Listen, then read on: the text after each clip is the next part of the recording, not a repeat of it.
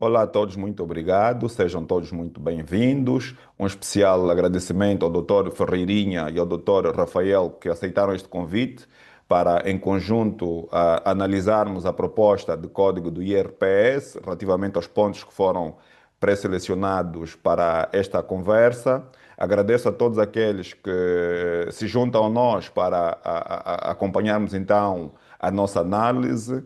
Dizer que a proposta vem, na verdade, dar cumprimento àquilo que são as determinações da lei fundamental, nomeadamente a necessidade de cumprimento do princípio da igualdade, da capacidade contributiva e que se materializa na tributação do rendimento real. Portanto, essa proposta, o IRPS, vem concatenar vários outros impostos já vigentes na nossa ordem jurídica que tributam o rendimento e ele surge como uma perspectiva de aglutiná-los todos num único diploma. Portanto, hoje vamos analisar aquilo que são os pontos muito bem conseguidos e aqueles pontos que, no nosso entender, podiam ser melhorados.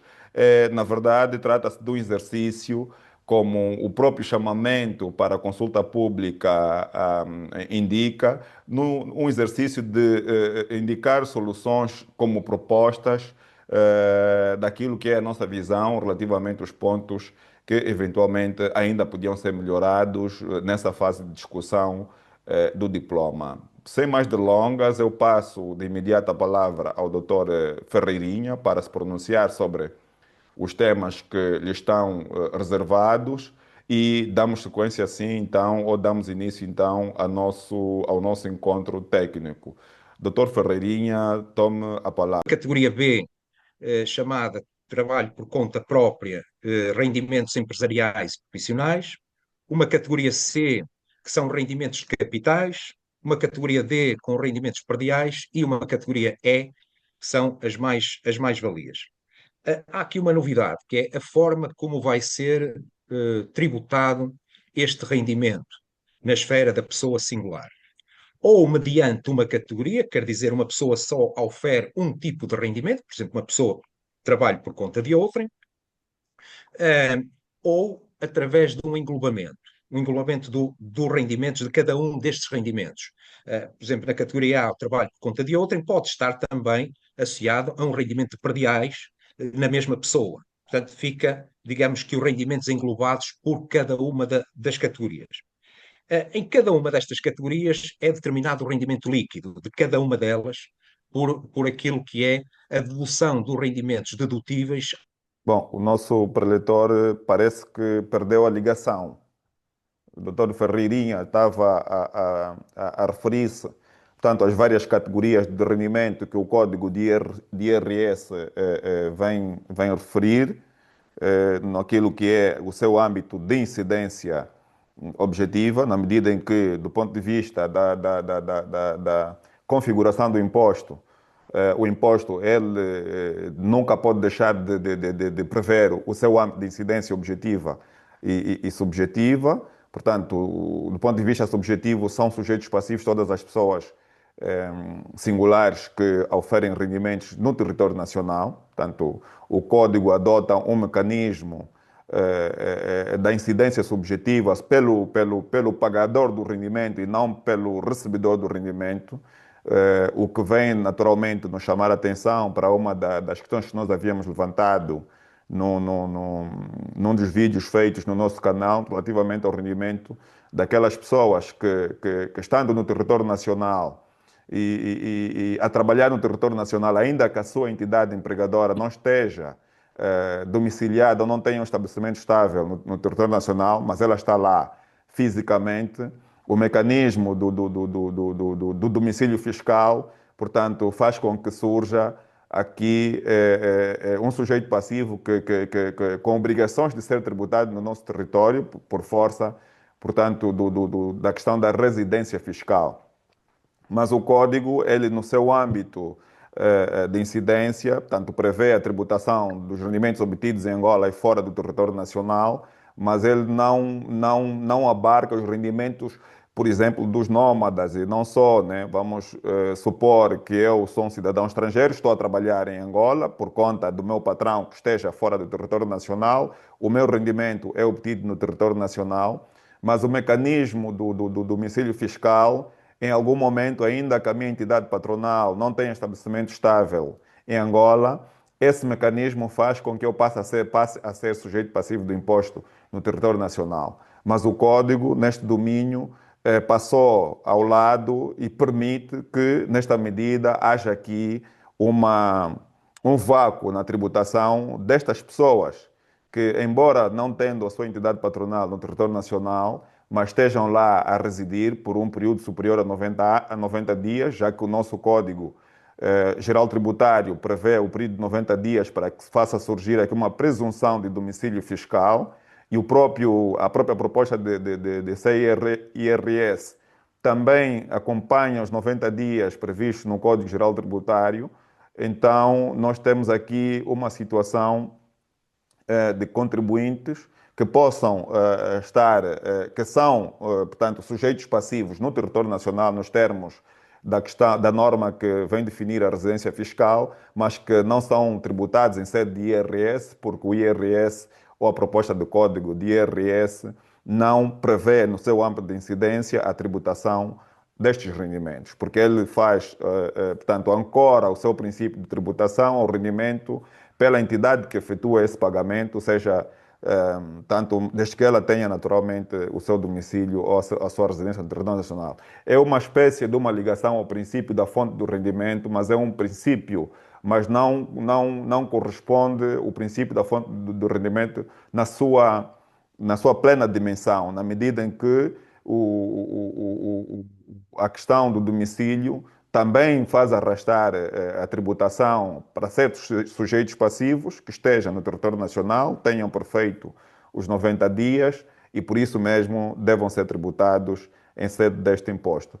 Doutor Rafael, não sei se enquanto o doutor Ferreirinha, para eu não ter aqui o monopólio da palavra, enquanto o doutor Ferreirinha está a enfrentar as dificuldades técnicas, pode também, portanto, avançar com os tópicos que entender Sim, que sim, queira, sem portanto, problema, doutor Luís. adiantar e vamos, portanto, mantendo aqui essa conversa.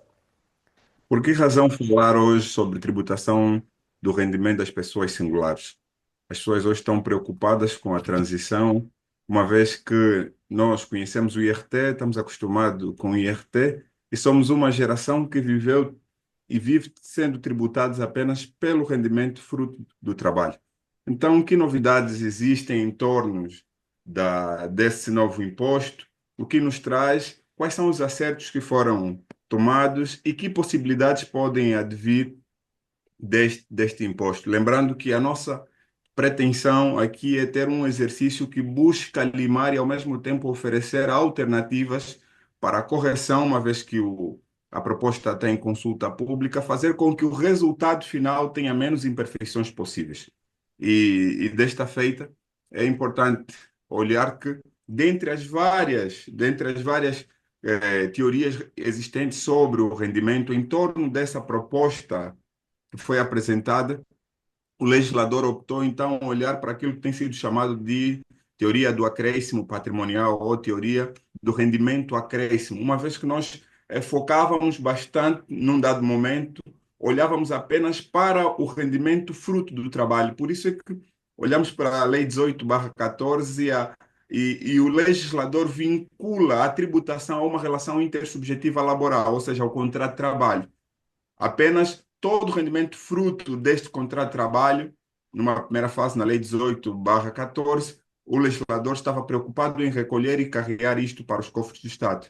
Mas ao perceber que uma vasta gama de rendimentos acabava por ficar de fora, nas alterações e revisões que o mesmo Código teve durante esse período, o legislador acabou por caminhar e então trazer aí à baila aquilo que representa então a teoria do rendimento patrimonial ou do acréscimo patrimonial ou do rendimento acréscimo, fazendo com que todas aquelas esferas que não eram alcançadas anteriormente, uma vez que olhava apenas para o rendimento produto, fruto do trabalho, hoje nós temos uma vertente muito mais alargada, vai olhar para outros para outras realidades subterrâneas, inclusive rendimento ilícito, que o legislador também se preocupa, mas não propriamente legitimando a ilicitude, mas olhando apenas para a figura do rendimento, uma vez que se caracteriza na norma de incidência.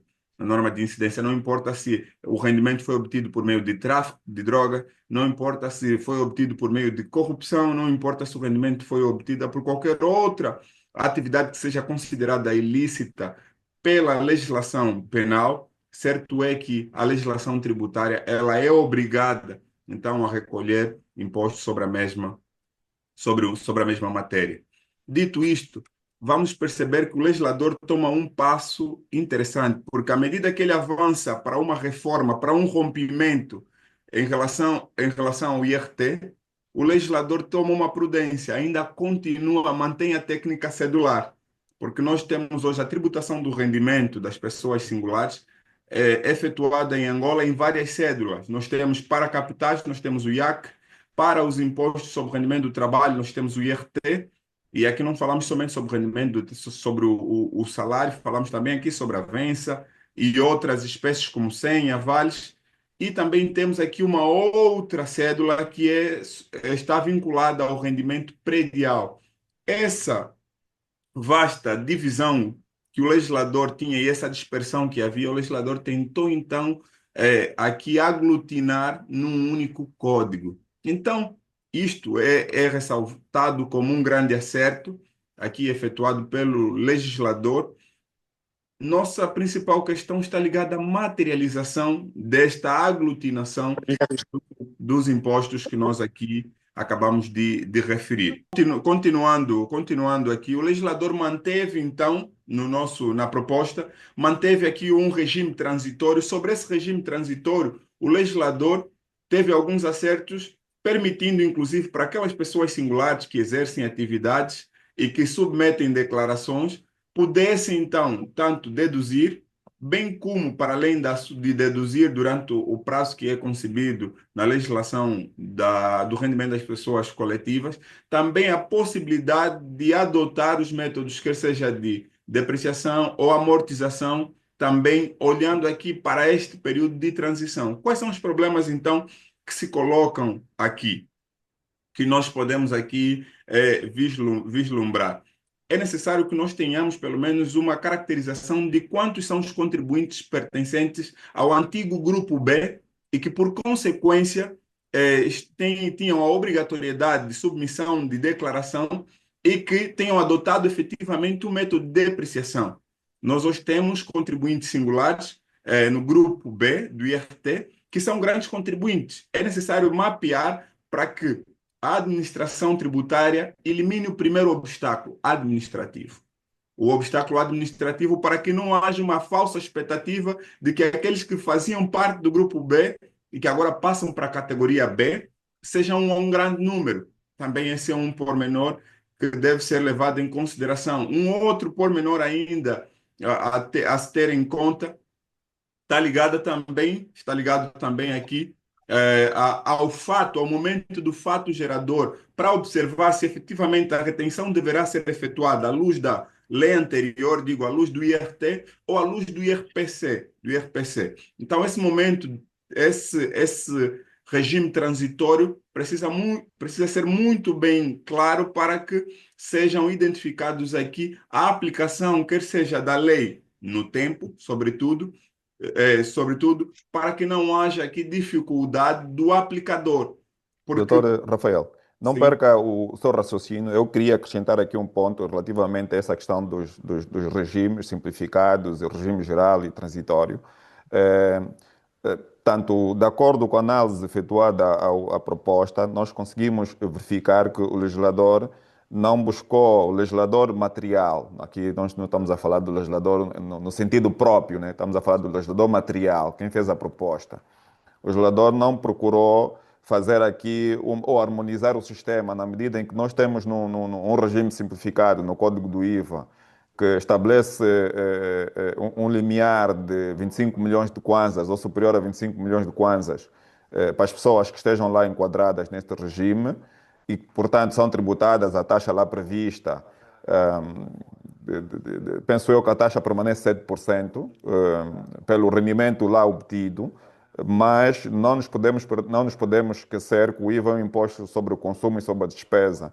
Portanto, não é um imposto sobre o rendimento, mas há lá, portanto, esse regime, aparentemente um regime que tributa ao consumo, mas na verdade tributa ao consumo. E essa intervenção do legislador que vai se fazer agora com a introdução do quer do IRPC como do IRPS, convinha que se tivessem atenção a esse aspecto para evitar o problema da dupla tributação econômica que existe aqui, na medida em que esses contribuintes ficam a ser discriminados e o tal princípio da igualdade que é característico desse imposto, que consegue assegurar esse imposto para todos os contribuintes tributantes, todos na mesma proporção, tendo em conta, portanto, o regime de taxas progressivas que estão instituídas, conforme veremos mais aqui em diante. Estes contribuintes tributados em sede de IRS terão um ônus fiscal muito superior àqueles contribuintes que são tributados em sede de IRPC, na medida em que, para além do rendimento que é tributado em sede de operações sujeitas ao imposto sobre o rendimento, elas também são tributadas em sede de rendimento, mas num outro imposto que não tem a mesma natureza, mas há aqui uma dupla tributação econômica. Então, doutor Rafael, devolvo-lhe a palavra e quero prosseguir. E peço Muito... desculpas.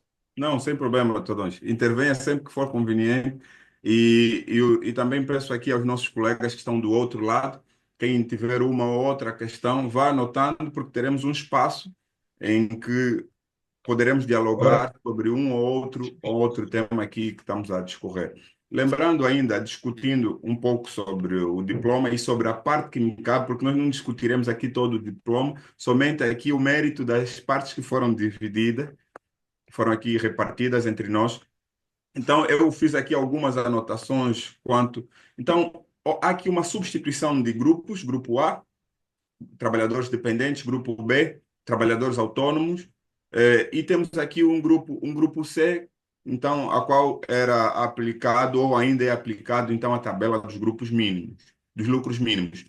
Nós temos uma transição, o legislador decidiu, olhando para a esfera, vamos olhar para o que é aplicado na SADC, vamos olhar para o que é aplicado na União Europeia e vamos olhar para o que é aplicado, por exemplo, na América do Sul, olhando para as principais influências das instituições como o CIAT na América do Sul, o ATAF em Angola e a SADC, na África, o ATAF e a SADC, e também aqui para a Europa, a OCDE e a própria ONU. O que é que nós vamos identificar? O nosso legislador foi prudente num aspecto, o facto de não adotar todas as categorias que as outras realidades adotaram. As outras realidades acabam por ter muito mais categorias e nós, então, trouxemos aqui no código apenas poucas categorias, elencando-as em 5. Categoria A, rendimentos do trabalho dependente. Categoria B, rendimentos empresariais e profissionais. E a categoria C, rendimentos de capitais. A categoria D, rendimentos prediais. E a categoria E, incrementos patrimoniais. Nós não temos uma categoria F para tributar as pensões. Nós não temos, por exemplo, uma categoria G, ok?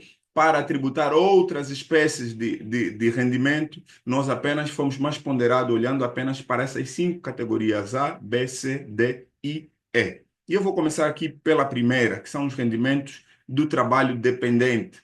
Todo aquele, e o legislador traz aqui o que representaria o trabalho dependente, vai vincular novamente, por isso que eu mencionei, o legislador faz aqui uma transição para os impostos únicos, mas mantém a técnica cedular, a técnica legislativa cedular, porque ele vai vincular ainda o rendimento do trabalho dependente novamente a uma relação intersubjetiva laboral, ou seja, ao contrato de trabalho. Há um mal nisto? Não, não de todo. Mas existem outras realidades que nós poderemos discutir se elas deverão estar enquadradas numa categoria A ou numa categoria B, por exemplo. Nós temos aqui alguém que, de alguma forma, ele está vinculado a uma determinada entidade patronal por um contrato de trabalho, mas ao mesmo tempo também presta trabalhos a esta entidade, esta cumulatividade, como é que poderão ser tratadas? Teremos aqui uma outra situação que também é um pouquinho complexa relativamente àqueles que exercem a sua atividade como membros órgão de fiscalização, conselho fiscal, um conselho de gestão, como deverão ser tributados? Vamos tributá-los no grupo B, deverão emitir fatura no portal para a entidade, ou então deverão ser tributados também, deverão ser tributadas no grupo, na categoria A. Lembrando que o legislador, na linha E, nós veremos aqui, quando nós tratamos sobre a categoria B, o legislador deixa dois pontos que se confundem tanto na categoria A, bem como na categoria B, não deixando claro se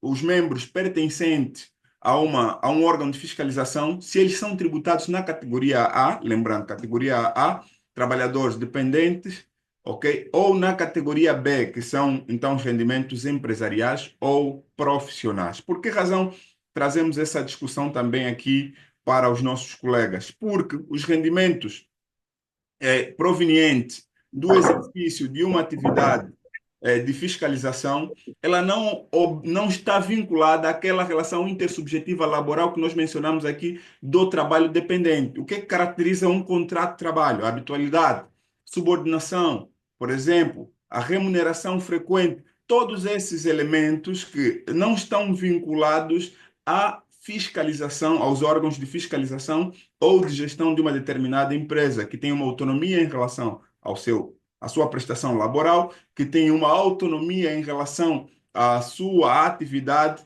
Então, é necessário que também essas questões, desde semântica, desde as questões mais técnicas, estejam bem mensuradas no código para que a técnica legislativa saia com menos imperfeições possíveis. Essas são apenas algumas tônicas. Existem muito mais por discutir a respeito. Nós temos aqui ainda rendimentos de capitais, que é uma categoria também importante, que é a categoria C.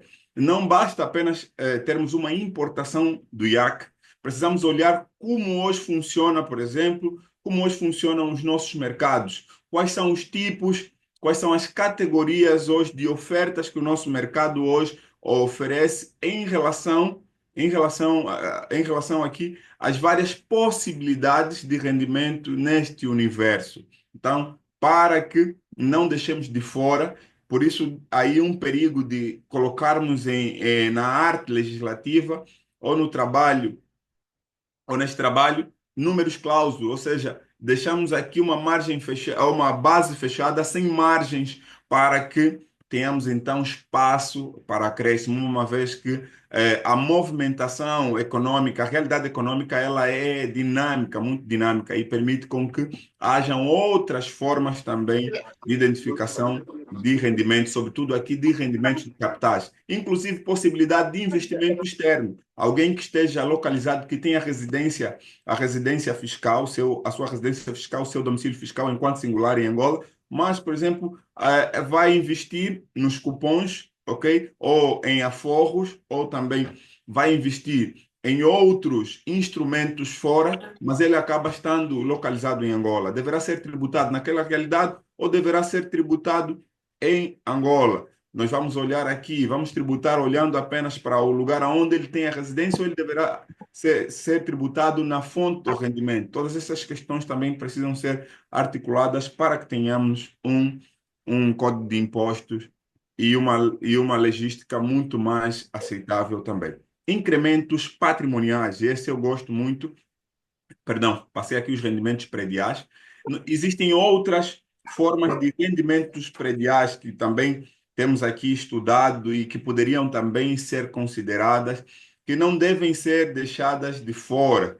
E eu trago aqui como uma espécie, hoje inclusive discute-se se o coworking deve ser tributado em sede de rendimentos prediais ou não, mas nós temos aqui uma outra espécie também de rendimento que poderemos aqui abordar, que está ligado também não somente ao usufruto, não somente àquela materialidade conhecida pelos direitos reais, mas também o novo time sharing, ou seja, a cedência por um período muito curto, de um determinado estabelecimento, de um determinado espaço que deverá ser considerado também, que deverá, sobretudo naquelas que são hoje centros comerciais que vão existindo em nossa própria realidade. Nós temos as lojas âncoras e as lojas satélites. é que pode existir muito a questão do time sharing também. E com grande dificuldade em identificar se se trata de um rendimento propriamente predial, digo rendimento predial, ou se deveremos tributar apenas novamente aqui, porque nós não vamos abandonar a tributação predial, ou seja, a tributação do patrimônio em si. Então é importante que haja essa diferença muito bem evidenciada para que o fisco não seja tomado aqui de súbito e, por consequência, venha a perder receita. Por outro lado, ainda dentro dessa mesma tônica, o legislador decidiu criar uma base, como em todos os códigos, de incidência objetiva sobre o que incide e uma base de incidência, então, subjetiva, olhando, então, sobre quem incide. O legislador foi cuidadoso em relação a esses aspectos, Mas dando aqui uma outra nota ainda relacionada, faltava aqui falar da categoria E, sim, da categoria E, perdão por ter falhado, mas a categoria E nos traz aqui a figura dos incrementos patrimoniais, e aqui nós vamos trazer e encontrar também, vamos encontrar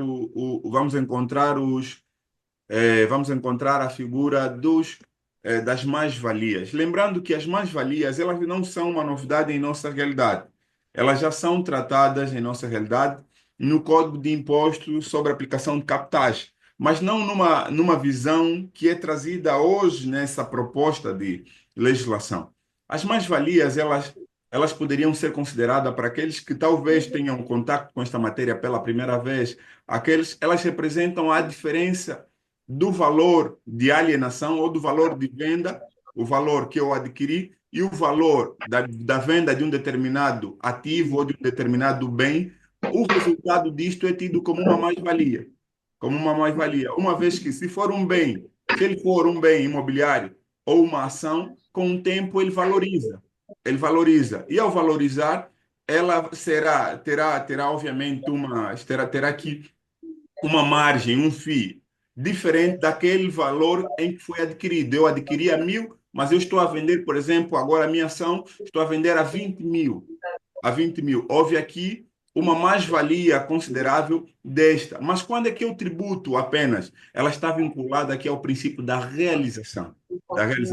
Ou seja, somente quando ela é realizada é que a mais-valia deverá ser considerada, ou seja, deverá ser tributada. Antes dessa consideração da realização, ela não é tributada. Uma tônica que o legislador precisa atentar é quando esta mesma poderá ser utilizada, por exemplo, para reinvestimento. Este capital que foi derivado, considerado como mais-valia, ela é utilizada para reinvestimento. Devo tributar ou não devo tributar? Boa parte da doutrina e das legislações, elas afastam quando a mais-valia é utilizada para reinvestimento, sobretudo a mais-valia imobiliária.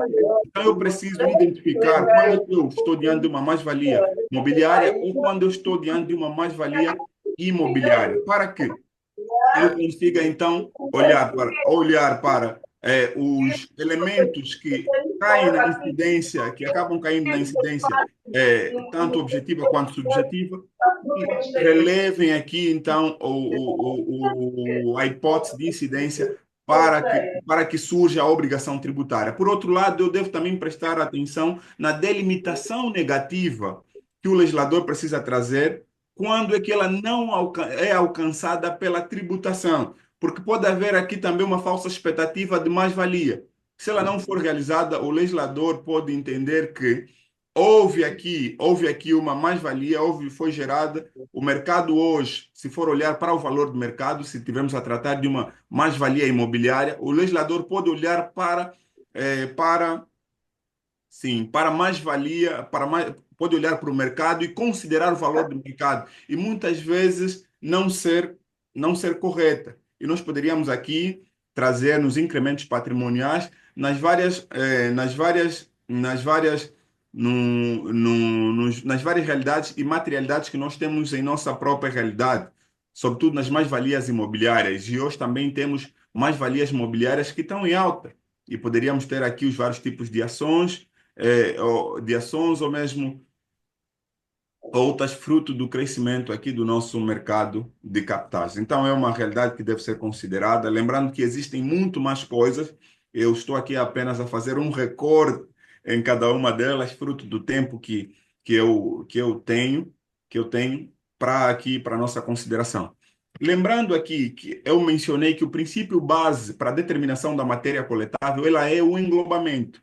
Como ela é o englobamento, representa, ou seja, eu vou aglutinar todas as categorias, se eu tiver rendimento, todas as categorias em que eu tenho rendimento, aquelas que são permitidas o englobamento, a aglutinação dos outros rendimentos, aqui não vamos falar de impostos, mas a aglutinação dos outros rendimentos, numa linguagem mais convencional, juntar todos e fazer com que o rendimento seja apenas único. Então, eu posso fazer desse modo. Só que quando eu opto pelo englobamento, uma vez que ele é o princípio base para a determinação da matéria coletável, eu preciso olhar. Eu optei pelo englobamento e também decidi efetuar a minha tributação com base no meu agregado. Vamos Doutor imaginar. Rafael, só Sim, sim. desculpa cortá-lo, só para tornar aqui a nossa conversa mais interessante e para que todos que nos acompanham consigam então perceber aquilo que nós estamos aqui a tratar. Portanto, era só importante começar, se for possível, traduzir o máximo possível os termos técnicos Tá para bem. que aqueles que não estão por dentro, com a profundidade que lhe é característica, possam então entender do que é que nós estamos a falar, o que é que são afinal englobamentos, não é? Portanto, o que é que isso quer dizer em termos práticos, por que é que estamos a falar disso?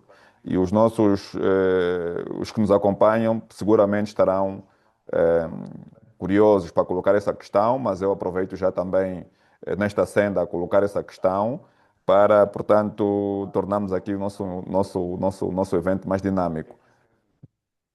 Toma a Tá bem. palavra. Tá bem. Do-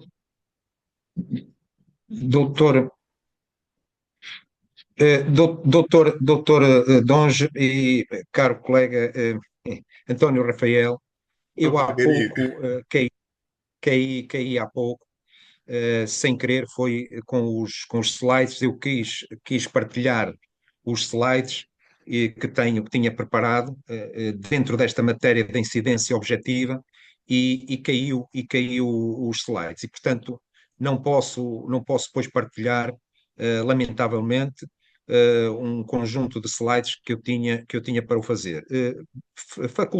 Facultarei ao Dr. Wilson Donge, se quiser depois partilhar com os nossos ouvintes, dentro da matéria, da determinação da matéria, desta matéria da coletável, para a qual eu tinha preparado, mas que o Dr. Rafael estava e muito bem a apontar precisamente situações de delimitação muito ténue entre um rendimento que é predial e um rendimento que pode ser da categoria B empresarial. É muito difícil às vezes qualificar, desde logo, por exemplo, as sessões da exploração da atividade, em que o senhorio, como titular originário deste bem, vai colocá-lo ao arrendamento pela primeira vez, e este está no grupo F, como grupo D, como rendimento predial, mas depois esta pessoa que a seguir vai explorar a atividade estará depois tributado no grupo de rendimentos empresariais. E fica muito difícil qualificar o rendimento nestas situações. Acho que podia haver uma melhor clarificação desta posição, assim como os direitos de gozo pelo rendimento, pelo direito de imóvel, de um imóvel, que pode ser tributado como B, como na categoria empresarial, mas também pode ser tributado como um rendimento predial.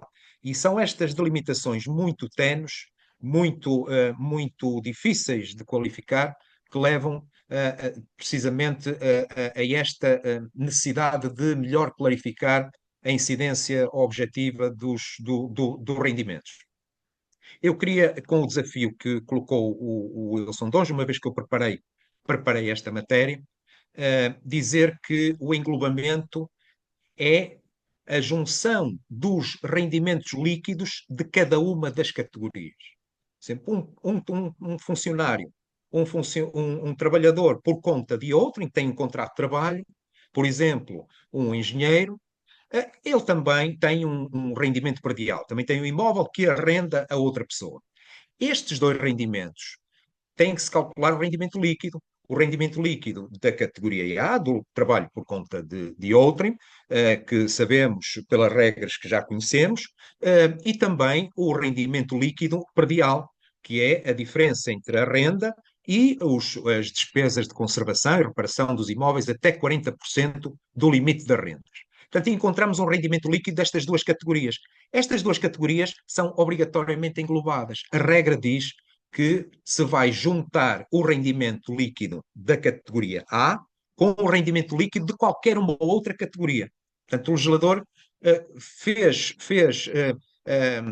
chamou a si a obrigatoriedade de juntar, o englobamento é juntar os rendimentos líquidos das categorias que uma pessoa singular pode vir a oferir durante o ano. Assim como uma pessoa singular que tenha trabalho por conta de outrem em duas entidades ou mais, em duas entidades patronais, vai ter que englobar obrigatoriamente estes rendimentos. E junta-lhe os rendimentos líquidos para efeitos de taxa, de determinação da taxa, que depois o Dr. Wilson irá falar nesta parte das taxas. Já não é obrigatório se tivermos rendimentos de outras categorias. Por exemplo, um engenheiro que trabalhe por conta própria, que tenha uma mais-valia, que tenha alienado um imóvel, tenha vendido o imóvel, o resultado da mais-valia vai ser englobado ou junto ou somada, o seu resultado, o seu rendimento líquido vai ser somado com o rendimento da sua atividade de engenheiro. Mas eu queria chamar a atenção que a categoria B é uma categoria que leva ao trabalho independente. E neste particular, a determinação do rendimento coletável é, digamos, determinada pelo regime simplificado e pela contabilidade. E aqui o regime simplificado diz-nos que até 25 milhões de kwanzas fica esta pessoa no regime simplificado. Até 25 milhões de kwanzas da faturação. O que quer dizer que, passado 25 milhões de kwanzas da faturação, entra na contabilidade e vai ser apurado pelas regras da contabilidade. E há uma situação muito importante, que se tivermos uma pessoa que tenha uma prestação de serviços, dificilmente tem custos. Porque não tem trabalhadores a quem lhes pagar, não precisa de trabalhadores, ele próprio faz o trabalho, a renda, muitas vezes é a renda da sua habitação, a viatura, às vezes é a própria viatura pessoal que faz o trabalho, e poucos custos vai ter. E vai entrar num regime de contabilidade, ou seja, a sua matéria coletável, o seu rendimento coletável é basicamente o valor dos E está proveitos. aqui. Muito poucos custos vai ter. Muito poucos custos vai ter. E se tiver no regime, isto era bom que este limiar subisse dos 25 milhões para 50 ou 100 milhões para abarcar, para ter mais pessoas no regime simplificado. E mesmo este regime simplificado, a determinação da matéria coletável também não é consentânea com o princípio do lucro real. Isto porquê? Porque ao valor da faturação vai ser deduzido 30% dos custos devidamente documentados. Quer dizer, aos meus custos documentados, que são efetivos e foram comprovados, ainda vou aplicar 30% a este valor? A mim parece-me que o que se queria dizer, que era aquilo que estava no IRT na primeira redação, é que a matéria coletável seria 70% do valor da faturação, presumindo que 30% seriam os custos presumíveis e, portanto, haveria 70% que seria a sua a sua matéria coletável. E aí sim, teríamos, pois, vá lá, um regime forfetário, que era a aplicação de uma presunção de custos para determinar o rendimento coletável. Parece-me que aqui um alinhamento na lei seria necessário. Depois, nesta categoria, era necessário também autonomizar a agricultura. A agricultura está incluída neste grupo B. Está incluída como um rendimento comercial, industrial ou agrícola. E para mim, na minha opinião, a agricultura deveria ter uma autonomia. Ter uma autonomia para lhe impor, digamos, para lhe impor não, para lhe, não é a palavra, para lhe oferecer, digamos assim, um regime de tributação que fosse um regime de tributação impulsionador desta atividade, que é uma atividade que se quer para a produção, que se quer que a pessoa singular exerça a atividade de agricultura. E para isso era importante definir quem é agricultor e depois, junto do INAPEM, por exemplo, conceder-lhe, digamos que, o volume de faturação para ter, eventualmente, um benefício fiscal ou uma taxa mais reduzida, ser controlado o seu regime de faturação, teria que ter, pois, uma faturação, e ser controlada também pela Administração Geral Tributária, porque estes contribuintes teriam que, pelo menos, fazer a declaração de rendimentos para a Administração Fiscal. Não obstante tudo isto, oferecia-se-lhes uma tributação mais reduzida, quiçá um benefício fiscal de ausência de tributação, pelo menos num regime transitório, para puxar pela agricultura, pelos empresários em nome individual que é necessário. Pois quando ele atingissem uma dimensão maior, pois teriam depois uma regra própria também neste regime da agricultura. Eu diria que definiríamos o pequeno agricultor, o médio agricultor, a instituição do INAPEM devidamente a controlar o benefício fiscal, a declaração junto da autoridade da Administração Geral Tributária para também serem contribuintes controlados, mas puxando por esta atividade. E, portanto, a minha sugestão seria autonomizar esta atividade da agricultura. Portanto, eu penso que se houver depois alguma pergunta, o Dr. Rafael falou de todo o resto, eu não quero repetir. Se houver alguma pergunta para dentro desta matéria, depois teremos todo o gosto de dar a resposta. Eu agora passaria ao Dr. Donge e iria de alguma forma depois também na parte da liquidação, porque depois também aqui com o Dr. Rafael podemos, vá lá, agora ficamos um bocado improvisados por eu ter caído há pouco, com o Dr. Rafael iríamos depois os dois na parte da liquidação e das obrigações declarativas, um pouco os dois falar disto. Deixávamos agora a palavra ao Dr. Donge para falar das taxas e do que se lhe oferecer. Doutor Rafael, já lhe devolvo a palavra. Vou fazer aqui uma breve abordagem também relativamente àquilo que é o tema que me toca. Portanto, vamos falar das taxas.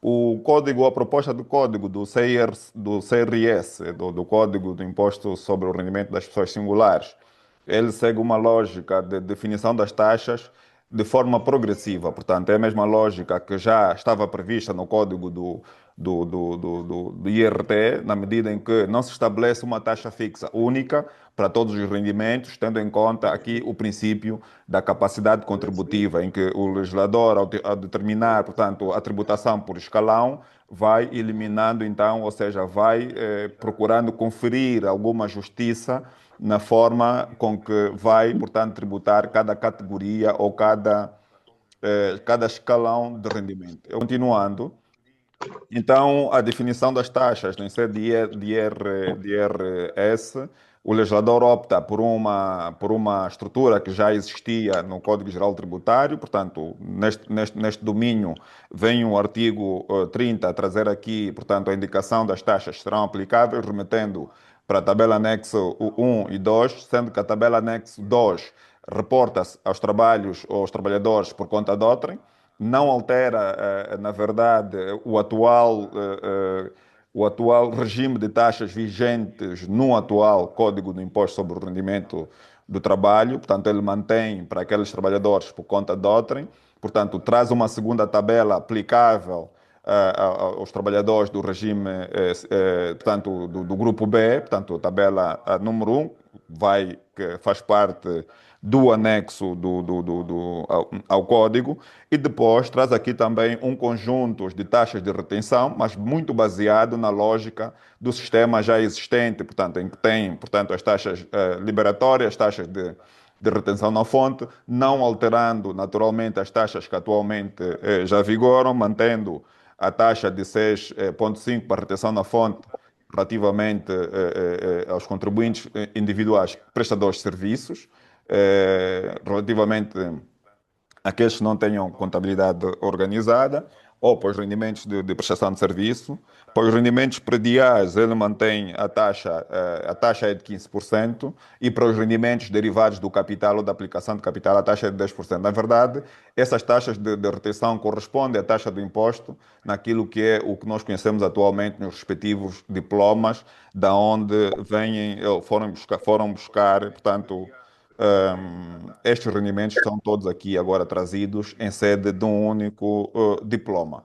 Portanto, o código, no que se refere à definição das taxas, ele, para os rendimentos derivados da atividade comercial, ele faz aqui uma isenção ou isenta rendimentos que estão abaixo de 1.300.000 kwanzas, relativamente às atividades comerciais, mas tudo acima disso, portanto, obedece essa tabela do escalão, sendo que aqueles contribuintes que têm contabilidade organizada, a sua tributação será feita, ou a determinação da matéria coletável feita nos termos do Código do Imposto sobre o Rendimento das Pessoas Coletivas, portanto, aplicando-se a taxa prevista naquele código. Portanto, então, a lógica do sistema ou do legislador, portanto, parece-nos consentânea, não temos aqui pontos, portanto, a apontar como problemáticos ou que pudessem sofrer alguma melhoria.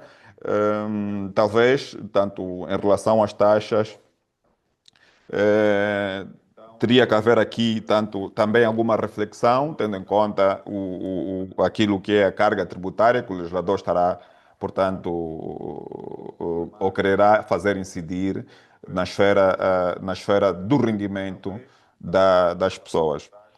Do ponto de vista do direito à dedução, nós agora temos, em sede do imposto sobre o rendimento, ou a proposta vem trazer aqui um princípio de dedução das despesas incorridas pelas pessoas singulares. Portanto, aqui já não abarca apenas, como previa o Código de IRT, não abarca apenas pessoas que exercem alguma atividade econômica. Quando eu falo em atividade econômica, quero significar tanto as atividades comerciais, industriais, agrícolas, silvícolas. Portanto, uma forma de resumir esse conjunto de atividades. Vou apenas referir a atividade econômica para, portanto, fazer significar esse tipo de atividades. Então, aqui o legislador, portanto, prevê que também aquelas pessoas que não estejam a exercer qualquer atividade econômica agora possam, portanto, também exercer aqui um direito à dedução à coleta do imposto suportado relativamente a determinadas matérias, a um conjunto de matérias. Na verdade, é um tema que nós abordamos numa publicação ou num escrito nosso, como antecâmara para aquilo que nós íamos aqui referir. Relativamente às pessoas que estejam a exercer atividade comercial, entretanto enquadradas no grupo ou na categoria de tributação B, portanto, nesse domínio nós pensamos não haver também situações problemáticas, portanto, isso decorre da própria natureza das suas operações. Portanto, se estão a exercer atividade comercial, faz todo sentido admitir-lhes que possam fazer deduções relativamente aos custos incorridos e imputáveis à atividade em que estejam a exercer, para garantir ou para assegurar efetivamente a tal tributação real, porque senão não se conseguia concretizar aqui a tributação real na medida em que se tributava ou se iria tributar a globalidade do rendimento obtido, que na verdade não é um rendimento líquido, seria um rendimento bruto, e faz então sentido garantir que estes contribuintes possam, portanto, configurar a sua atividade nos termos em que configuram as pessoas coletivas, nos termos do Código do Rendimento sobre as Pessoas Coletivas, também em consulta pública, que esperamos que seja aprovado, portanto, no mesmo período, na medida em que esta norma ou esta lei também já vai remetendo algumas soluções para aquele ou para aquela proposta de código, tendo em conta que elas serão ou entrarão em vigor mais ou menos no mesmo período. Todavia, em relação ao exercício do direito à dedução, o legislador ou o legislador material ou o legislador proponente, ele faz aqui algumas restrições, nomeadamente nas questões relacionadas aos serviços de educação e saúde, que nós entendemos que podiam ir mais longe, porque quando se restringe a dedução a valores imateriais, portanto, aquilo é o mesmo que dar com uma mão e tirar com duas mãos. Portanto, uma dedução de 70 mil ou de 50 mil não vai naturalmente satisfazer aquilo que são os elevadíssimos custos com saúde que as famílias têm no seu dia a dia, porque se nós fizemos aqui ou justificamos essa nossa abordagem com o princípio constitucional que manda haver a consideração família ou a consideração fiscal das famílias, não é? E a consideração fiscal das famílias manda isso mesmo, manda que o legislador, ao definir o seu sistema fiscal, tenha que ter em conta, portanto, a situação real das famílias para que possam viver com a dignidade necessária e que a Constituição admite ou permite ou obriga. Logo, se para ser admitido numa unidade, numa clínica privada no nosso país, a pessoa já paga um valor mais ou menos elevado, ou para ser admitido numa emergência, para ser internado, nunca paga um valor inferior a 1 milhão de kwanzas, é um pouco difícil de compreender admitir-se a dedução em sede de dedução à coleta apenas de 70 mil kwanzas, na medida em que esse valor não vai representar qualquer tipo, ou não vai introduzir qualquer tipo de justiça na tributação real. Portanto, aqui não haverá, de facto, uma tributação real na medida em que aquela dedução é uma dedução apenas para cumprir formalidade, porque do ponto de vista substancial ela não acrescenta grande valor na esfera jurídica ou nas finanças do sujeito passivo. Então, era importante refletirmos também no sentido de encontrarmos uma fórmula que permita efetivamente introduzir justiça nesse processo dedutivo. E essa forma podia passar por definir-se uma taxa percentual que não passava de 15, entre 15 a 30%, que naturalmente ia assegurar que as famílias pudessem então efetivamente sentir que o princípio da capacidade contributiva, o princípio da da segurança jurídica, não diria, mas o princípio da igualdade estivesse a ser cumprido, porque os contribuintes, a título individual, mas que estão enquadrados na categoria B, por exercerem ou por poderem deduzir ou efetuar, portanto, a sua contabilização dos seus custos e proveitos nos termos em que são aplicáveis aos contribuintes em nome coletivos, eles conseguem naturalmente assegurar, portanto, o abatimento de todos os custos que incorrem na sua atividade comercial. Mas não podemos ignorar que também estes contribuintes eles podem ser constituídos em apenas uma pessoa, em que a empresa é ele mesmo. Vamos olhar para o advogado, vamos olhar para o psicólogo, vamos olhar para portanto, o contabilista. Ele trabalha no seu escritório ou no seu imóvel e lhe é permitido então deduzir as despesas nas proporções que o código vem determinar, mas ele fica numa situação de vantagem comparativamente com o contribuinte que trabalha por conta de outrem, que fica limitado no exercício do seu direito à dedução, conforme prevê o artigo 32 da proposta, que vem limitar a dedução a 43 mil kwanzas anuais, não é? Para sujeitos passivos solteiros e dependentes, e 70 mil kwanzas anuais para sujeitos passivos com dois dependentes, 100 mil kwanzas para os sujeitos passivos com mais dependente. Ou seja, são valores que, na verdade, eles não introduzem qualquer tipo de justiça na tributação, sobretudo se olharmos para aqueles contribuintes ou para aqueles sujeitos passivos que o seu rendimento tanto seja mais ou menos considerável. Então, nesta medida, também tínhamos uma observação que achamos que podia ser melhor pensada ou melhor trabalhada, que tem a ver com a limitação da dedução das despesas de educação e saúde que são efetuadas fora do território nacional. Ou seja, a proposta apenas admite que seja dedutível, portanto, o imposto suportado, ou sejam dedutíveis as despesas suportadas no território nacional.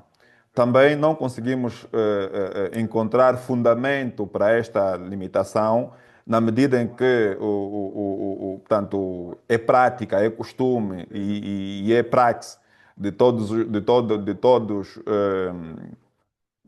a sociedade procurar, quando os serviços de saúde internos não conseguem responder sobre determinada matéria, portanto, é fora do território nacional que se vai procurar, portanto, assistência médica para aquelas questões que o nosso sistema não consiga dar resposta, não é? Tendo em conta a especialidade, tendo em conta, portanto, tantos outros fatores portanto, que nós dominamos que fazem e que obrigam as pessoas a procurarem esses serviços fora. E também aqui não se fala só da questão da educação, da saúde, fala-se também da questão da educação. Nós também sabemos que há especialidades que o nosso país não oferece do ponto de vista formativo e que os profissionais ou que os estudantes procuram ir, portanto, fazer essas formações fora do território nacional. E e ainda que ele esteja fora do território nacional, quem está a suportar aquela despesa da sua manutenção fora do território nacional é o seu pai, ou sua mãe, ou qualquer um dos seus parentes que asseguram, portanto, a sua formação no exterior do país. E não admitir que essa despesa seja dedutível numa proporção mais ou menos aceitável, seria o mesmo que dizer que o mercado interno ou internamente nós temos a capacidade para oferecer com a mesma qualidade, com a mesma dimensão, portanto, estes serviços, sejam os serviços de saúde, sejam os serviços de educação. Então, aqui também nós recomendaríamos uma reflexão para que se possa então assegurar uma justiça efetiva do imposto, porque esse é um imposto que, na verdade, ele tem em si um conjunto de características que visam naturalmente assegurar tanto o princípio da justiça tributária na vida das pessoas singulares. E depois o código também prevê aqui uma norma muito interessante que vem admitir, portanto, a eliminação da dupla tributação relativamente ao imposto pago fora do território nacional. Ou seja, aqueles contribuintes que têm residência fiscal, portanto, em múltiplos países ou em dois países e são tributados, o seu rendimento é tributado fora do território nacional, o código já traz aqui uma proposta que permite então reconhecer um crédito fiscal para estes contribuintes que são tributados lá fora e também são tributados naturalmente no território nacional, mas para aliviar essa carga tributária ou para eliminar a dupla tributação, então o código propõe, ou a proposta do código prevê aqui, portanto, uma dedução como um benefício fiscal a favor das pessoas singulares. Uma nota que nós tínhamos também aqui a fazer como nota final era a questão da restituição do imposto do excedente. Portanto, o fundamento do exercício do direito à dedução está subjacente à restituição do valor remanescente no exercício desse direito à dedução. Ou seja, o direito da dedução resulta naturalmente da subtração do valor do imposto em sede de apuramento, e se o apuramento for a favor do sujeito passivo, vai ter aí um crédito remanescente. A proposta permite que o sujeito passivo vá abatendo esse crédito por um período de 5 anos, mas não permite que ele possa, então, utilizar esse crédito, por exemplo, para liquidar outros tributos, ou não permite que ele seja restituído deste crédito como prevê, por exemplo, o Código do Imposto sobre o Valor Acrescentado. Então é um ponto que nós também devíamos considerar, porque se olharmos para o método privilegiado de arrecadação deste imposto, que é por via da retenção na fonte, isto pode significar um conjunto de créditos extremamente elevados dos contribuintes que vão estar a favor do Estado a financiar o Estado a custo zero, mas em prejuízo do contribuinte na medida em que ele não pode pedir o reembolso daquele crédito, tem que ir abatendo ao longo dos 5 anos e passados os 5 anos o código não diz o que é que acontece com aquele crédito, fica perdido a favor do Estado ou no final de 5 anos o contribuinte pode, portanto, pedir o reembolso daquele crédito, ou o crédito, ou o direito de crédito caduca e o contribuinte simplesmente perde esse direito de crédito. Então, são os aspectos que nós trazemos aqui para refletir e que pensamos que podiam, portanto, ser melhoradas na proposta do código quando tiver a ser discutido em sede própria. Com isto, penso eu que em relação a estes aspectos, pela limitação do tempo também, pensamos que temos tudo dito, mas estamos aqui disponíveis para as questões que agora vão surgir. Dr. Rafael não tinha terminado a sua abordagem, então eu devolvo-lhe a palavra. Tá, muito obrigado, doutor Dões, doutor Ferreirinha. Por acaso tem algumas notas muito rápidas. Procurarei mesmo ser bem objetivo para não roubar muito tempo. O doutor Ferreirinha também já antecipou alguns pormenores, apenas fazer aqui algumas adições. Relativamente ainda ao englobamento, e o doutor Ferreirinha falou muito bem sobre essa junção de um rendimento global que é anual, nós precisamos levar em consideração aqui na proposta, sempre que ela for feita com base no agregado. Por que esse pormenor é muito importante? Porque a capacidade contributiva será do agregado, não deverá ser olhado de forma individual. Existem vantagens, quer seja para o fisco, quer seja para o contribuinte. Pode empolar também o escalão, no caso, pode empolar essa junção do valor, uma vez que durante o ano houve as retenções com base no escalão, e quando da submissão da declaração, por isso é que nós estamos a falar aqui, o contribuinte ou o sujeito passivo entende que deve fazer a mesma com base no seu agregado, ou seja, vai levar em consideração aqui para a sua capacidade contributiva todo o rendimento do seu agregado, sua esposa, seus filhos ou qualquer outra espécie, ainda que tenha um filho menor que tenha algum tipo de rendimento por via de propriedade intelectual ou publicidade, também acaba por ser relevante neste aspecto. Então, é olharmos para o englobamento e vincular isso à capacidade contributiva. Estamos a falar sempre que a opção for pelo agregado, lembrando que não deve também o legislador, nesta proposta, tornar a tributação por via do agregado obrigatória, uma vez que a caracterização das nossas relações pessoais, sobretudo conjugais, ela é de cama-e-mesa. Assim, passo o termo. Poucos são aqueles que acabam por contrair formalmente um casamento, um matrimônio. Então, é importante que seja opcional a tributação por via do agregado também, seja opcional e não obrigatória. Acredito que, mesmo na própria Europa, essa questão da obrigatoriedade em relação ao agregado, só existem dois países, que é a França e o Luxemburgo. Todos os outros tornaram inclusivamente opcional essa questão. Um outro pormenor que eu gostava aqui de trazer é também fazer com que haja comunicabilidade não somente do rendimento, mas também das perdas. Porque nós estamos a olhar apenas para a tributação só para a figura do rendimento, não estamos a olhar que no IRPS também nós devemos prestar atenção nas perdas que são consideradas também. Então, quando eu falo sobre comunicabilidade, não é só do rendimento, se comunicam todos os rendimentos dos membros do agregado. Eu estou a falar também que existe uma comunicação direta também das perdas desses mesmos. Então, no apuramento, isso deverá ser considerado também, para que tenhamos a noção se existe efetivamente imposto a entregar ou imposto a receber. Um outro pormenor aqui rápido tem a ver também com o que não foi previsto no IRPC, mas também é uma discussão atual em sede do IRPS, sobretudo nas várias classes profissionais. Deveremos tributar as classes profissionais, uma vez que estão ali previstas em sede da categoria B, com base com base na transparência fiscal, uma vez que são consideradas sociedades opacas ou transparentes. Como é que nós devemos tributar essas aqui em sede do IRPS ou em sede do IRPC? Nós devemos, antes de importar ou fazermos aqui o transplante, é necessário entendermos as razões, porque será que se adequa para uma realidade como a nossa, um regime de transparência fiscal?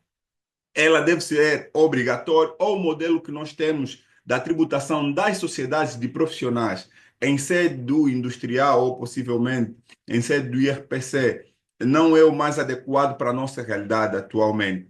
Porque essas discussões são importantes para que não apenas façamos aqui uma espécie de sobreposição de argumentos já existentes, mas que tenham justificativas em outras realidades. O regime de transparência fiscal, para outras realidades, surgiu pelo facto de as sociedades profissionais serem o principal veículo de evasão fiscal. Isso é a mesma coisa que sucede em nossa realidade. As sociedades profissionais contabilistas, as sociedades profissionais de advogados, elas são os principais veículos de evasão fiscal ou seriam outras sociedades que não se enquadram nestas? Então, é importante para entendermos o racional da introdução de um regime de transparência fiscal. Se as sociedades profissionais elas serão tributadas em sede do IRPS ou do IRC. Existem muito mais argumentos e podemos trazer aqui dados e justificativa, inclusive propostas de redação para o mesmo. Por exemplo, o Brasil e a África do Sul, se não me falha a memória, eles não tributam a distribuição de dividendos e de lucros nas sociedades de advogados. Por exemplo, então é importante entendermos para cada uma das realidades e termos uma justificativa que se adeque, então, à nossa realidade. Por fim, em relação às declarações, à submissão das declarações, nós temos uma declaração anual de rendimento que deve ser submetida dentro de um determinado período, mas nós temos aqui alguns obstáculos. Quais são esses obstáculos? Temos 5 categorias, submissão de declarações, mas parece que a submissão de declaração só começa a partir da categoria B para as restantes. A categoria A, o legislador dispensa da submissão da declaração. E a minha pergunta que se coloca é, se o legislador dispensa no artigo 38, número 1, para a submissão da declaração, como é que fica o direito de dedução de todos aqueles contribuintes, sujeitos passivos que estejam enquadrados nesta categoria? Uma Doutor, outra... doutor Rafael, desculpa aí interrompê-lo. Isso é uma questão de facto curiosa. É uma reflexão, na verdade, que também tive a fazer. Quanto a esse aspecto, o legislador remete o dever ou seja, remete a possibilidade de dedução à entidade patronal, ou seja, impõe a dedução, a obrigatoriedade da entidade patronal. Isso quer dizer que o trabalhador ele é obrigado a partilhar os seus dados sensíveis, não é? Os seus dados sensíveis, que são dados que a Constituição protege como direitos, como o direito ao sigilo, não é? São dados protegidos, mas que o legislador material ou proponente diz que o trabalhador tem que fornecer essas faturas da sua situação médica ou de saúde ou o que for, à sua entidade patronal, para que seja ela a fazer a dedução do imposto quando tiver a processar, portanto, a declaração anual do IRS, o que não me parece uma solução que não esteja livre de censura, na medida que eu entendia e eu entendo e perfilho do seu posicionamento que todos deviam estar obrigados à submissão de uma declaração anual, definindo-se um limiar para aqueles com rendimentos, naturalmente, que não refletissem a capacidade Sim, de poder sim. cumprir com esta obrigação portanto, deixar que todos submetam e passam eles mesmos a cumprir com a sua obrigação, podendo então também exercer os seus direitos de dedução que a lei lhes permite e não ter que, portanto, submeter ou estar obrigado a submeter a sua informação confidencial à entidade patronal, que passa a estar obrigada a ser ela a declarar as faturas dos seus trabalhadores. Ou seja, há aqui mais uma carga administrativa na vida das empresas. As empresas vão ter que criar um departamento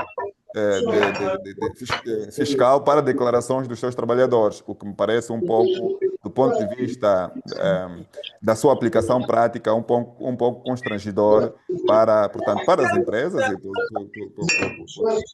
particulares também. E aqui Minha palavra, e aqui eu acrescento, doutor Dons, um outro pormenor que poderia ocorrer é as empresas se financiarem com o direito, com os valores que poderiam ser recebidos pelos trabalhadores. Repare que é uma atividade que a empresa fará sem qualquer benefício próprio. Então, se ela for parte neste processo, o risco dela se financiar, houver aqui um planeamento financeiro para que a empresa se financie com base nesses valores. Vamos imaginar que o reembolso ocorra, seja efetuado na empresa e a empresa faça para os seus trabalhadores na sua folha, por exemplo, de salário. É um risco muito, muito alto para se financiar com esse valor, ou mesmo sobre aplicação bancária destes valores e restituição num outro período. Então, hoje nós temos, por via do regime jurídico das faturas, alguém poderia desligar o microfone, por favor? Temos muito ruído. Nós temos, por via do regime jurídico das faturas, a introdução da faturação eletrônica. Podemos aqui ter essa aqui como a nossa bandeira em Angola para identificar esse aspecto. Todas as faturas que forem emitidas, o contribuinte, o sujeito passivo, independentemente da categoria em que faça parte, poder, dentro de um período designado, validar suas próprias faturas em relação aos seus gastos e submeter a sua própria declaração. Naqueles casos em que haja, nós também introduzimos isso, e o doutor Dons falou muito bem na nossa antecâmara, nos nossos escritos, que é a possibilidade de haver um web service, por exemplo, naquelas repartições fiscais de segunda categoria, ou que não sejam de primeira classe ou de segunda classe, ou montado um web service para apoiar em zonas que existam dificuldades para a submissão de declaração. Porque passar o ônus todos para a empresa, o risco de haver um planeamento financeiro com o dinheiro do contribuinte é muito alto. Essa aqui é a minha perspectiva. Muito obrigado. Eu gostaria só de acrescentar o seguinte, que foi muito bem observado. É que se o contribuinte tiver um rendimento para além do grupo A, trabalho por conta de outro, e também um rendimento predial, por exemplo, já tem que entregar a declaração, já tem que entregar, de facto, com um englobamento do rendimento. Portanto, é preciso uma comunicação de informação para que haja, digamos, este cumprimento declarativo conforme está na lei. Portanto, eu associo-me à ideia de que, de facto, o contribuinte deveria ele mesmo submeter a declaração, validar as suas faturas e submeter a declaração. Aqui eu puxo agora, só para terminar, o aspecto da liquidação. A liquidação definitiva diz-nos, pois, o artigo estava há pouco com ele, o 34, diz-nos que a liquidação definitiva compete à administração tributária, com base nos elementos de que dispõe. E aos sujeitos passivos, apenas na categoria B. Apenas na categoria B. E, portanto, eu digo assim, e quem tem rendimentos perdiais apenas? A administração tributária vai submeter a declaração. E quem tem uma mais-valia? A administração tributária vai fazer a liquidação. Quer dizer, a administração tributária vai fazer a liquidação de todas as operações, de todos os rendimentos coletáveis e de liquidação, vai fazer essa liquidação, e apenas os sujeitos passivos ocupam-se da categoria B e que possuam contabilidade. E depois, a seguir o número 3, diz assim: bem, mas não obstante esta liquidação pela administração tributária, a própria administração tributária tem o poder de rever ainda a liquidação que ela mesma fez. Parece-me, digamos, que o contribuinte fica sem operação de fazer ele mesmo a liquidação. O que pode, em alguns casos, ser, digamos que, pouco certo e seguro do contribuinte a liquidação, a terminação da liquidação definitiva, nestes casos. Pronto, era esta parte que eu também queria chamar a atenção, tudo o resto foi bem aflorado, não tenho mais nada a dizer, a não ser que depois hajam as perguntas para nos posicionarmos melhor. Passo Muito bem, imediatamente a doutor palavra Dons. para o Edifânio, que quer colocar uma questão. Então, para não monopolizarmos a conversa, vamos agora passar para o momento de perguntas e respostas. Doutor Edifânio, tem a palavra. Ah, muito obrigado, Dr. Wilson Dons. Primeiro saudar os. Eu não sei se conseguem ouvir-me. Alto e bom som. Muito obrigado, saudar o professor Rafael, o professor Alberto. Na verdade, eu tenho duas questões. Uma que está muito ligada ao Dr. Rafael relativamente à categoria C, mas também agora com a última intervenção do professor Alberto, eu fiquei sem perceber.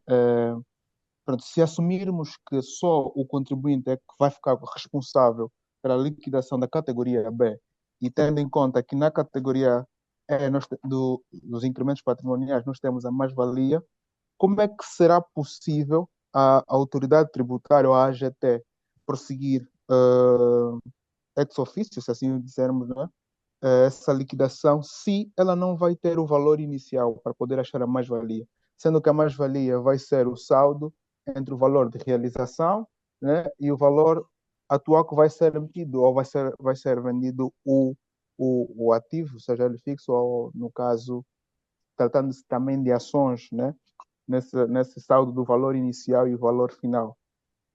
É aí da diferença que vem a mais-valia. A pergunta é como é que terá a autoridade tributária a faculdade ou o poder de conhecer, sendo que há uma variedade de possibilidades em que pode ocorrer as mais-valias. A segunda questão, ligada mais ao professor Rafael, a quando da categoria C, eu percebi, e o professor Rafael por acaso não tocou, que a linha E previu-se que os juros e outras formas de remuneração devidos pelo facto dos sócios não levarem os lucros às remunerações colocadas à sua disposição, ou não levantarem, perdão. Eu entendo que é uma norma anti-abuso por parte do legislador proponente, neste caso. Entretanto, eu fui revisitando o código e não percebi, não vi como vai ser materializado. Eu não sei se o professor Rafael conseguiu dar uma olhada nessa norma anti-abuso.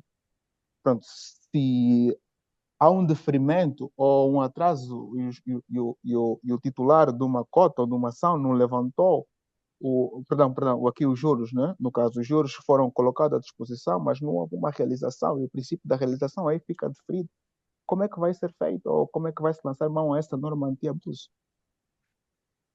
Olha, ótima questão, Edifânio. Eu vou começar para esta e vou deixar a outra para o doutor Ferreirinha. E esta questão é tão interessante porque o risco é forçar a distribuir, por exemplo, dividendos constantemente. Vamos imaginar, ou a remuneração pelos juros constantemente. Pode não ocorrer. Vamos imaginar que o sócio não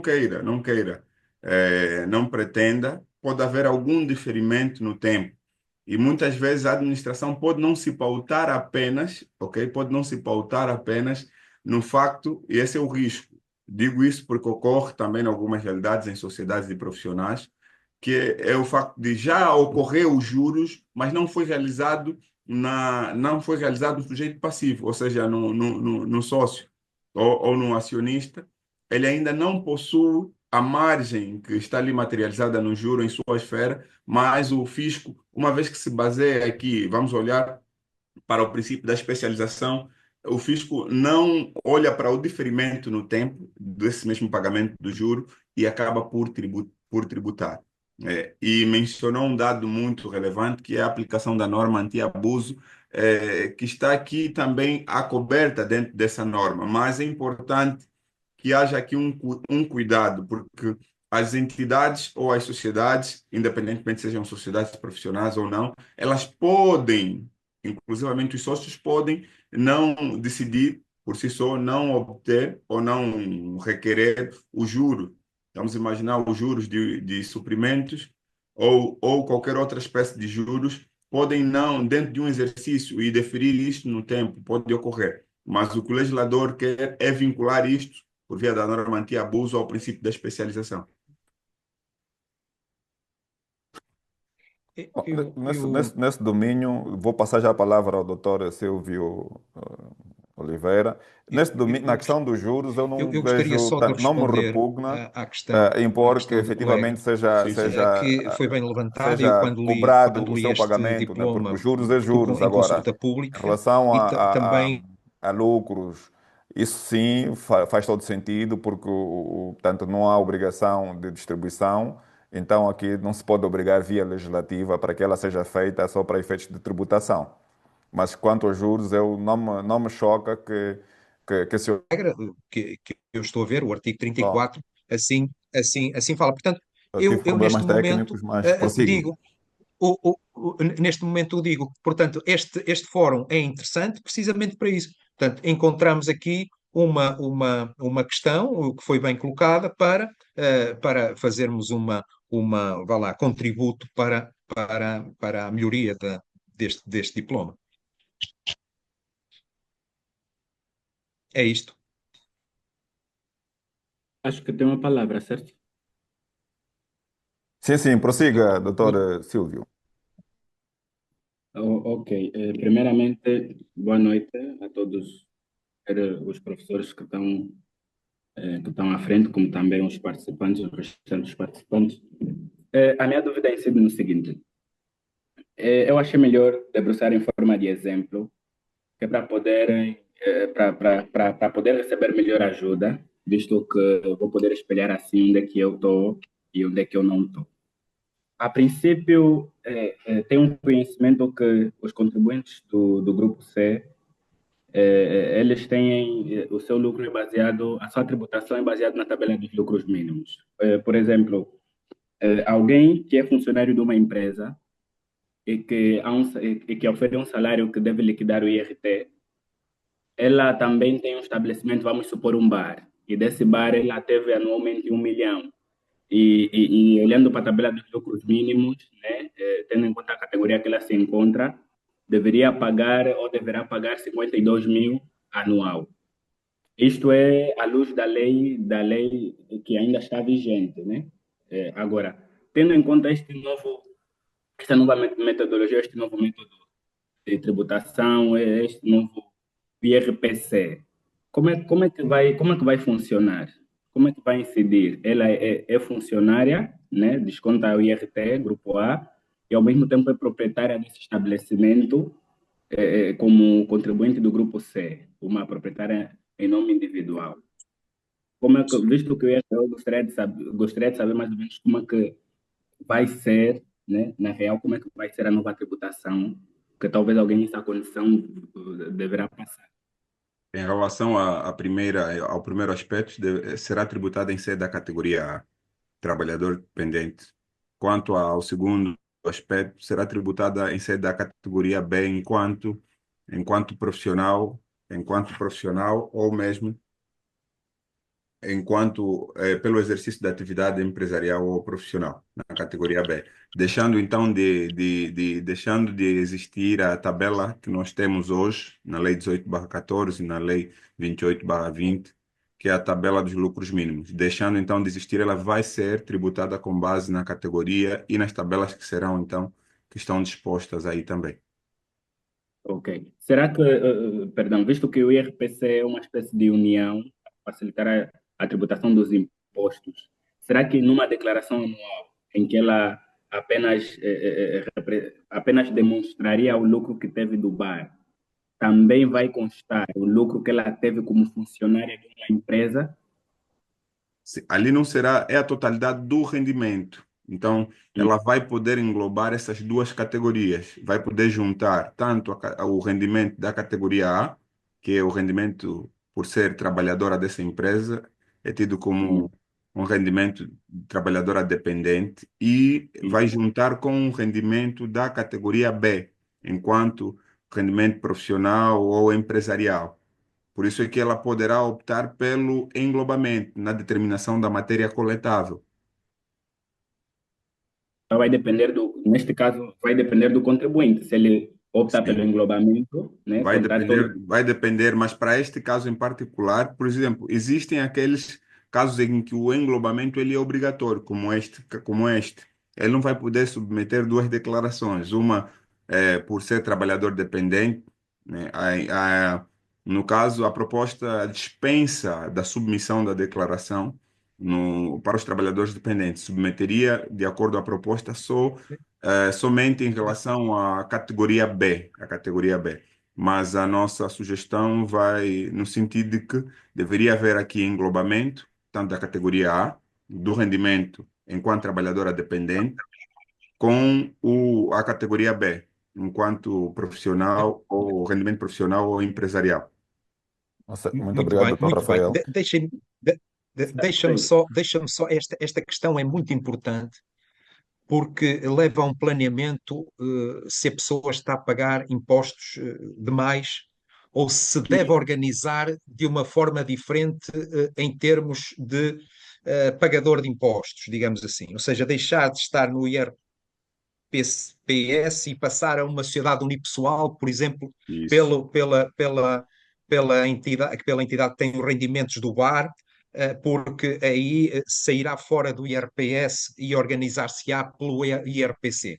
Porque esta forma de englobar, que é obrigatória, vai englobar o rendimento do bar, a matéria coletável, o rendimento coletável do bar, vai englobar com o rendimento do trabalho por conta de outrem e vai entrar nos escalões de rendimento com Uhum, uma exorbitante carga tributária enorme, enorme. uhum. Portanto, é bom fazer contas, um bom planeamento para saber se chegamos ao final do ano e não temos dinheiro para pagar impostos, né? Não Por temos isso é dinheiro que, por para isso é pagar que impostos e, eu portanto, teremos entendo que nos que organizar de uma forma diferente. Por isso é que eu É isto, entendo que, é isto. em vez de nós estarmos a olhar para um IRPS no sentido tradicional, nós devíamos fazer o mesmo exercício que o Brasil fez, não é? Que não instituiu simplesmente um IVA, não é? Ele pegou no IVA e fez um imposto ajustado à sua realidade. Eu entendo que devia haver um imposto sobre a tributação das atividades econômicas e o imposto sobre a tributação do rendimento das pessoas singulares, ou seja, o IRPC tributava apenas o rendimento das pessoas singulares, não tributava a atividade econômica. E o imposto de tributação sobre as atividades econômicas tributava apenas as atividades econômicas. E nós conseguíamos ter aqui essa separação, ou evitar essa questão ou da carga tributária exacerbada, ou então de uma isenção injustificada, porque pode Exatamente. ocorrer. Quando o Dr. Rafael focou outras realidades, eu estava precisamente a apetecer-me dizer que epá, o IRPS não pode ter a realidade portuguesa. Não pode. Exatamente. Não pode, não pode, não pode. Nós temos que encontrar uma tributação que seja adequada aqui à A realidade realidade e, portanto, angolana. encontrar em África ou no Brasil Uhum. uma tributação perfeitamente adequada aqui. Por trazer a realidade portuguesa é desproporcional, imensamente desproporcional à realidade. Portanto, bem-vinda esta questão, bem-vinda as observações do Dr. Rafael, procurando realidades de outros países, e agora o Dr. Dons precisamente a colocar esta questão de pagamento exacerbado ou então também benefícios injustificados. É precisamente esse ponto que eu me estava a centrar e agradeço precisamente este momento. Agradeço este momento. Olha, e só trazer aqui a figura, o Todões levantou e Faria também, mas sobretudo na questão que o Brasil tomou. Repare que o Brasil entendeu que o IVA tinha a sua base de nascimento na Europa e entendeu a matriz do IVA na Europa, mas o Brasil, percebendo os problemas que já viveram e já vivem na Europa, o Brasil dissociou-se um pouquinho por conta da sua realidade federal. Existe um pacto federativo que fez com que criaria uma espécie de guerra fiscal internamente. Então, qual taxa? Nós vamos começar com uma taxa única de IVA ou vamos ter uma taxa dual ou múltipla.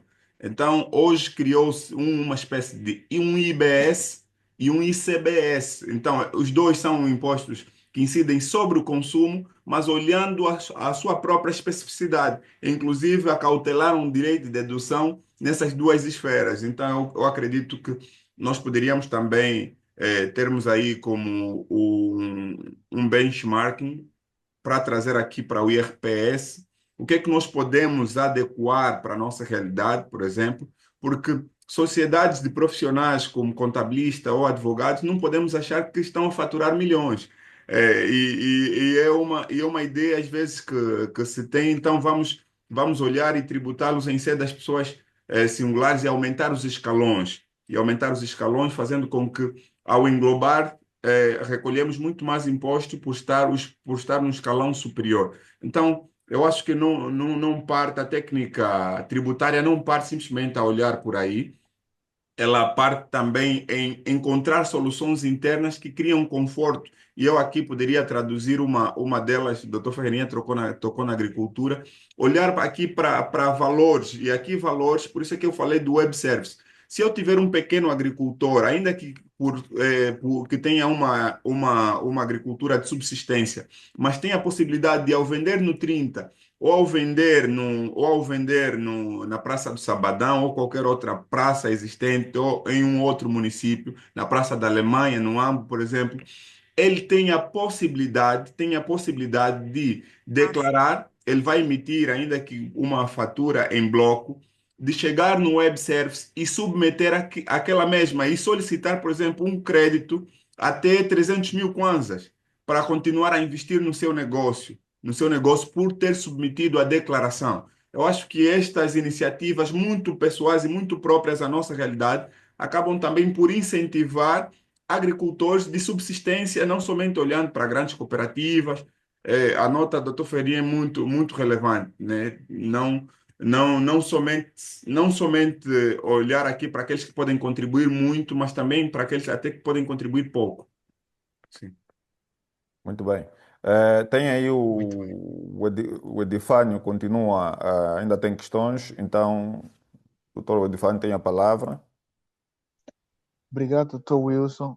Na verdade, eu gostaria de voltar um bocadinho mais a uma dimensão mais abstrata e nós fomos olhando de forma muito específica para pontos e também foi assim dividido pelos oradores, né? Nós vimos aqui no website, cada um teve temas específicos, mas eu queria ir para uma dimensão mais abstrata e colher um bocadinho dos nossos oradores.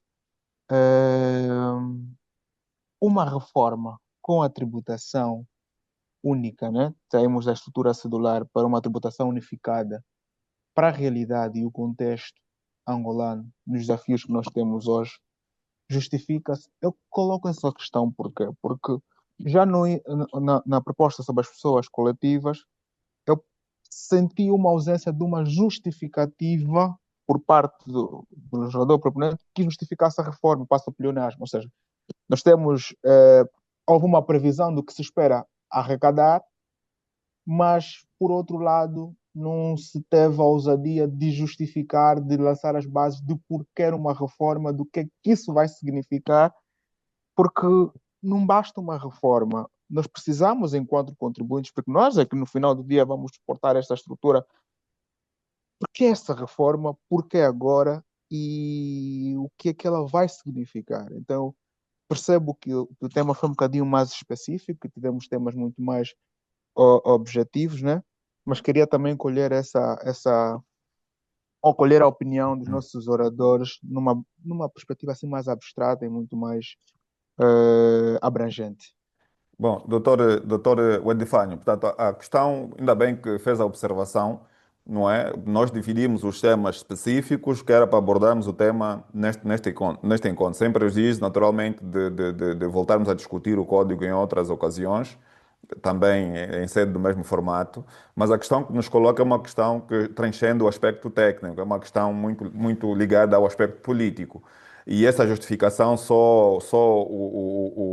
portanto, quem está por detrás do ponto de vista político da proposta é que pode responder, porque aqui o nosso fórum é meramente uma análise técnica sobre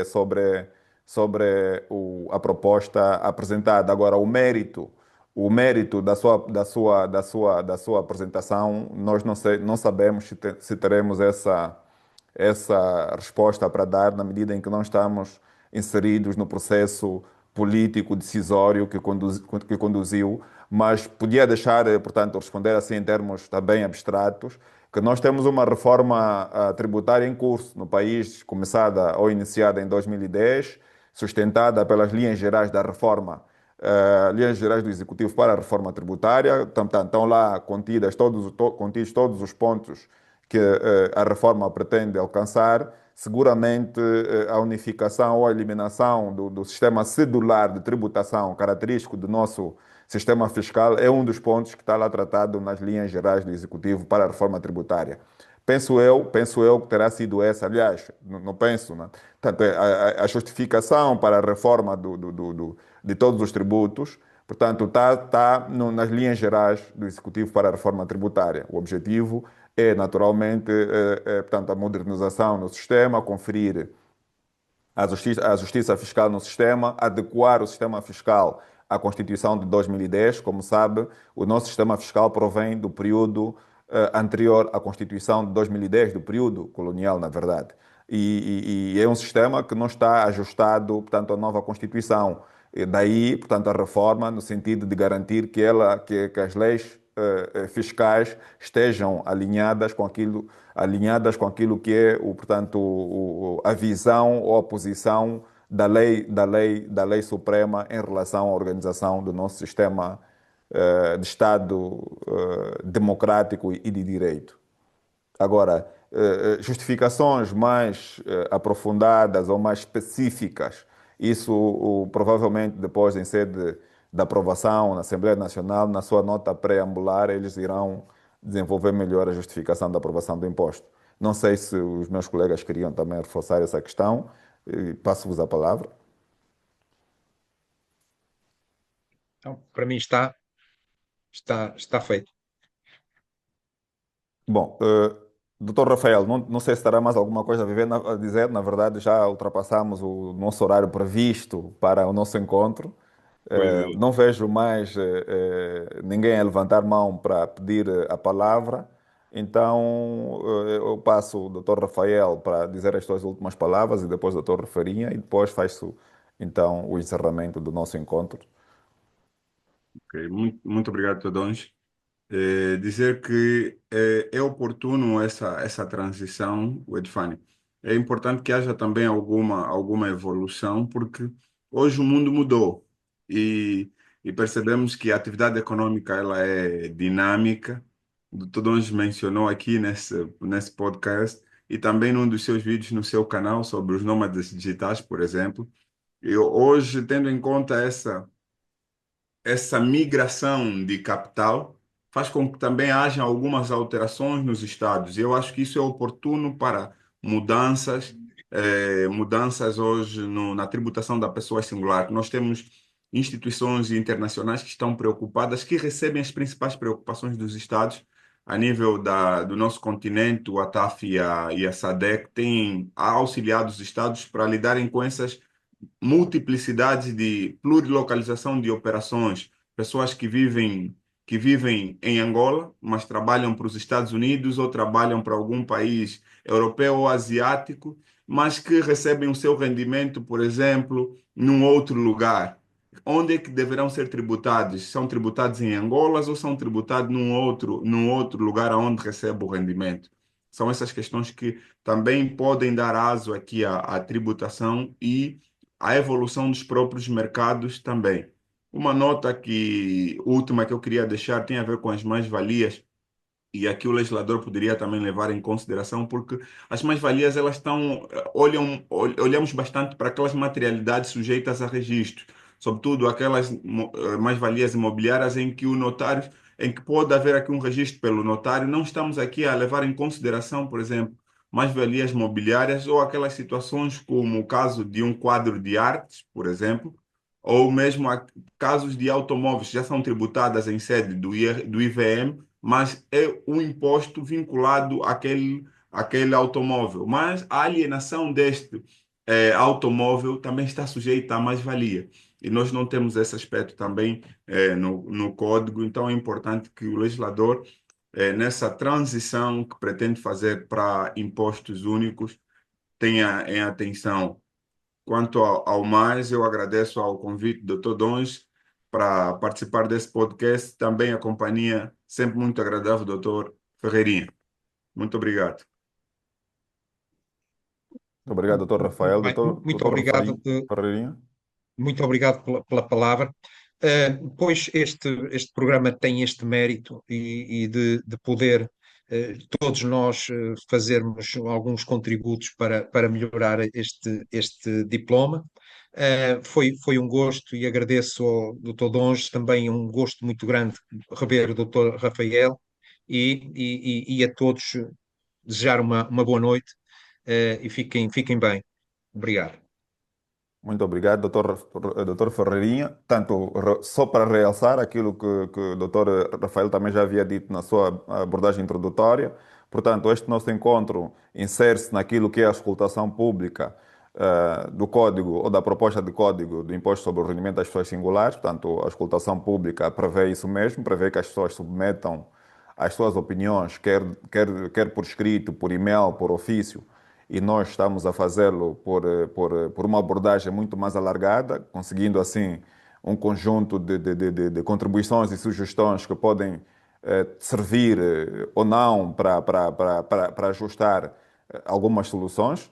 Então, o objetivo, na verdade, é este mesmo, e tendo em conta, portanto, o desenvolvimento que tivemos, provavelmente vamos organizar outros encontros para abordarmos ou para continuarmos a abordar o código, porque, na verdade, escolhemos pontos específicos que não nos permitiu olhar para o código todo, tanto pelo tempo, mas seguramente outros pontos serão abordados em encontros ulteriores.